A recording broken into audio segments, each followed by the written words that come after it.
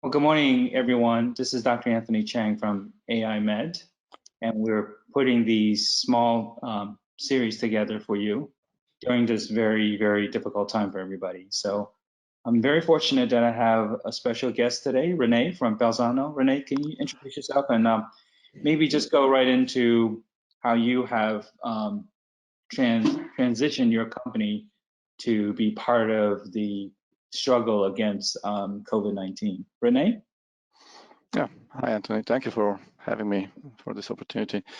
We're a software company building AI solutions for healthcare. We've been doing that for 6 years now, interpreting medical images, mostly for MRI. We shifted during this COVID-19 crisis by adding a new project that analyzes lung scans, X-rays actually, which currently aren't known to be usable to predict the progression of COVID-19. So we're engaging in a research project that tries to prove or disprove whether that's doable or not. So it would add an opportunity to the healthcare system because X-ray is much more widely available, less expensive, needs less staff, would help meeting the capacity issue that they have in the healthcare world with not enough radiologists who read those CT scans that could prove that someone has a progression of COVID-19. Now you also tie in the electronic health record with this, right? At your different sites.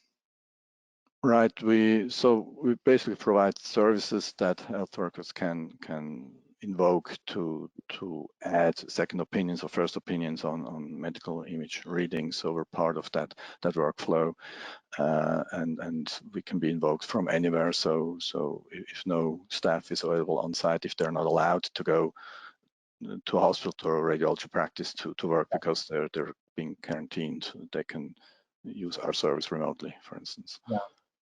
No, I think it's so amazing that you've transitioned your company so quickly and to try to help with this pandemic. Now, just like the virus, your company is very international. Give us a feel for what's going on in these countries when you do these projects. Yeah, we've been partnering with so we're based in Switzerland. We have an engineering team there. We have a subsidiary in the US, and we've been partnering with hospitals in China, in Indonesia, in Italy, Germany, Switzerland, obviously, the US, Canada. So we saw this starting in Asia, where people are rather cool, actually, those people that we're working with.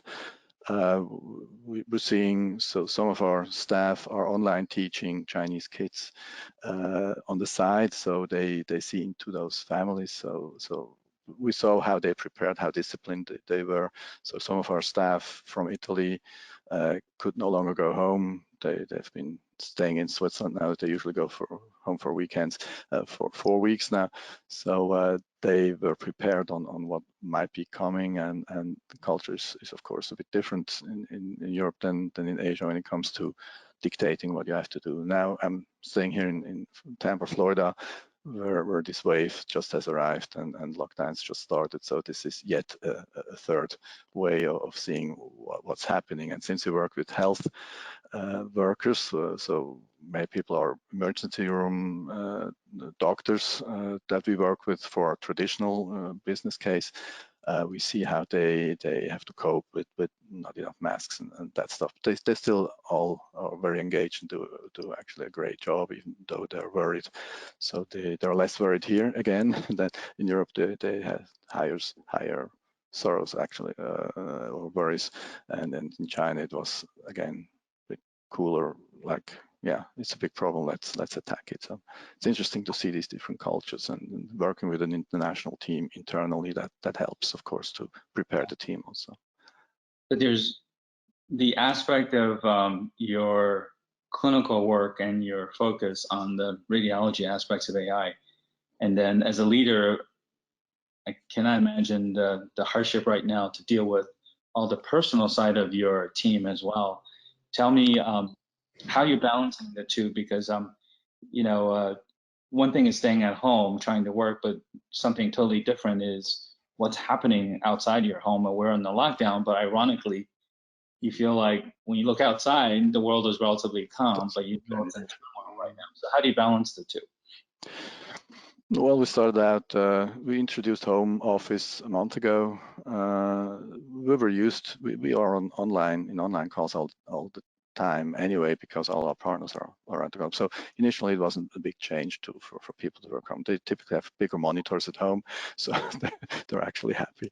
So now we started introducing, so on the personal side, managing the team, we started introducing little things like we have coffee time in the afternoon, so nobody works during that time. They meet online for 15 or 30 minutes with a cup of coffee, just chatting about whatever. My wife does the same thing with her friends. They each bake their own cake and meet online instead of meeting around one cake at one place.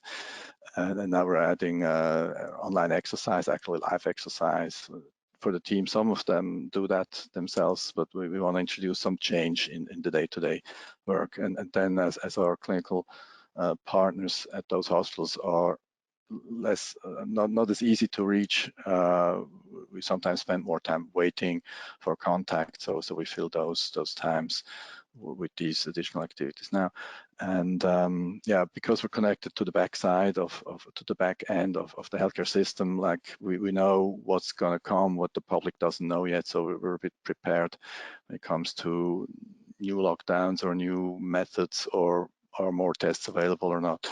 So that helps the team a bit in not just reading in the news where you never know what is actually true or what is current. So we're in a bit privileged position to know, to see things a few days ahead at least. So that helps the team in staying motivated. Yeah, it's also very important to stay fluid these days, right? You never know what's going to happen. So we have just 3 minutes left. So how do you see your company position in the future post COVID-19? What's changed for you as a company? Well, not much actually. We get our use case that we're addressing gets better recognition because we're addressing a capacity issue in healthcare systems.